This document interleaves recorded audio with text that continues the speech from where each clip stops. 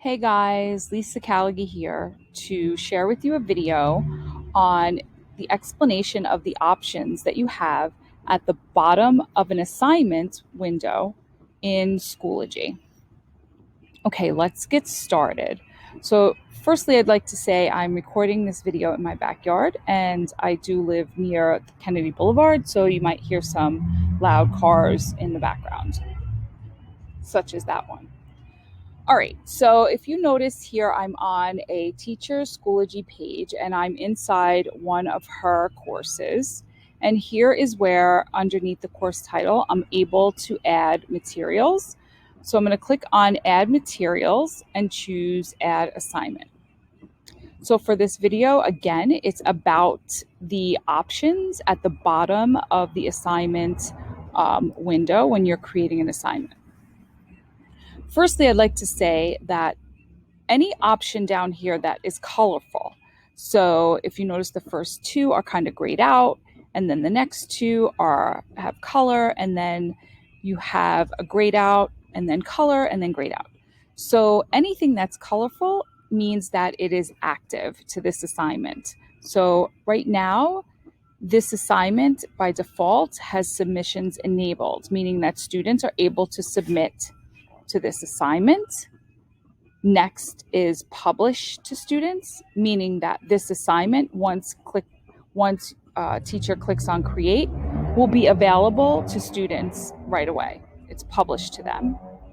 And then you'll see comments are enabled. So that means students are able to comment on this assignment.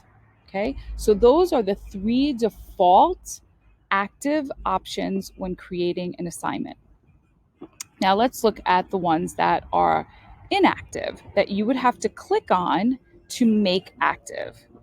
So the first one, if you notice, I just clicked on it, and if I hover my mouse, it says individually assign. So this option is giving you the availability to assign this assignment to specific students in your class. Notice this assign to field appears once this option is active.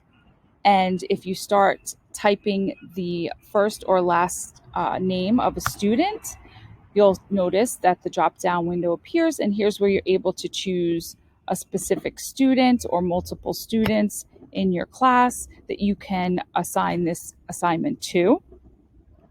Also, if you've created groups in your class, you're able to assign this assignment to the group name that you've named your specific group. Again, by clicking on or typing in the name of the group, it will open up a drop-down window for you to select. This particular class does not have a group, so there's none to really show you. But this is where you would assign it to your groups. Okay. Next is the lock feature. So clicking on the lock feature, you'll notice that now another area has popped up here in your assignment window, and it's the locking. So if I hover my mouse over the question mark, it says locking disables the ability for students to make submissions. Okay, so you have in this drop-down window next to the locking title some choices. So right now I could say it is unlocked. So that means that students can submit. I can click on lock on, which would mean that students would not have access to this assignment on the specific date that you choose and the time that you choose for that date. Now, you might think, well, if I choose a due date up here, isn't that the same thing? Actually, it's not. When you put a due date up here, students still have the ability to submit their assignments. And what will happen is it will prompt you that students are late. The assignment is late, but they can still have access to the assignment after the due date, and they can certainly still submit after the due date. And the last choice under locking is to lock it now. So if you want your assignment to be locked completely, that means students will not have access to submit the assignment. You can choose lock now. Okay. All right, so we went over submissions enabled. So what that means is students will have the ability to submit. If I click on that again and it's grayed out, it will mean that students do not have the ability to submit, and notice the locking option goes away. So once you disable submissions, there's no locking options whatsoever.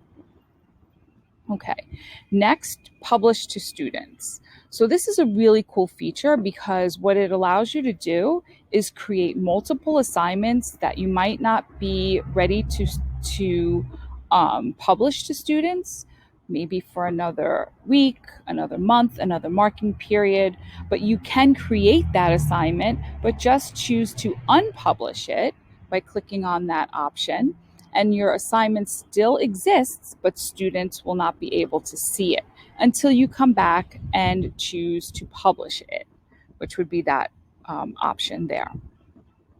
Okay, so the next one is called grade statistics enabled or disabled. So what that means is that if you have this and it's by default disabled, you will not have the ability to see any statistics that relate back to this assignment with in terms of the grading. So it doesn't mean that you won't be able to grade your assignment. Yes, you will. But this assignment will not be included in any statistics that you might want to see later on when it comes to your students and grading and assignments. So, for example, if this is just an assignment that maybe is a pass fail, or there might be a rubric attached to it, and you don't want this to really figure into your statistics, then you would make sure that this is disabled.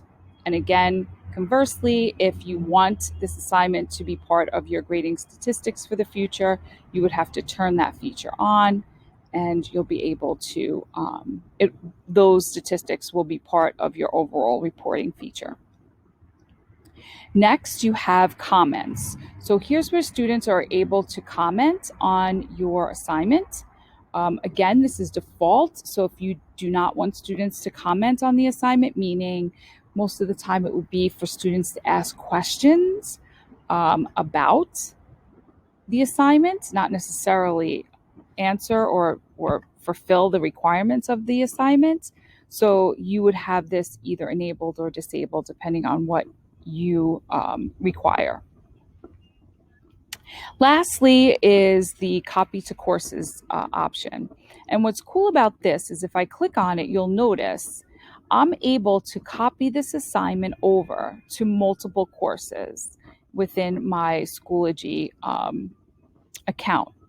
However, it's very important to realize that if this assignment does contain a Google Drive attachment, meaning you've attached a Google document that is going to give a copy to each student, that attachment will not copy over to your other courses. So you would have to physically go into your courses and attach the Google Drive document for each one of those courses. All right, so this is a video on the options features at the bottom of your assignment window in Schoology.